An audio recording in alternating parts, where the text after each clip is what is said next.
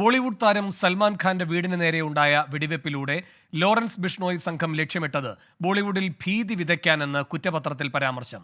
ബോളിവുഡ് താരങ്ങളെ ഭീഷണിപ്പെടുത്തി പണം തട്ടാനും സംഘം ലക്ഷ്യമിട്ടു. ലോറൻസ് ബിഷ്ണോയിക്കടക്കം 8 പേർക്കെതിരെ ക്രൈംബ്രാഞ്ച് കുറ്റപത്രം സമർപ്പിച്ചു. ശ്രീനാഥ് ചന്ദ്രൻ മുംബൈയിൽ നിന്നും കൂടുതൽ വിവരങ്ങളുമായി ചേരുന്നു. ശ്രീനാഥ്, എന്താണ് ഈ കുറ്റപത്രത്തിൽ പറയുന്ന പ്രധാനപ്പെട്ട കാര്യങ്ങൾ?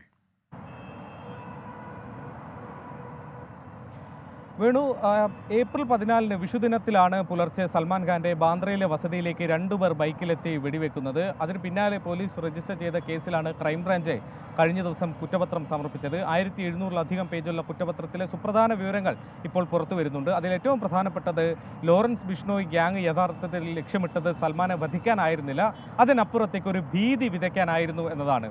ബോളിവുഡിൽ സമീപകാലത്ത് വലിയ മാഫിയ സംഘങ്ങളുടെ ഒന്നും തന്നെ ഒരു പിടിയില്ല.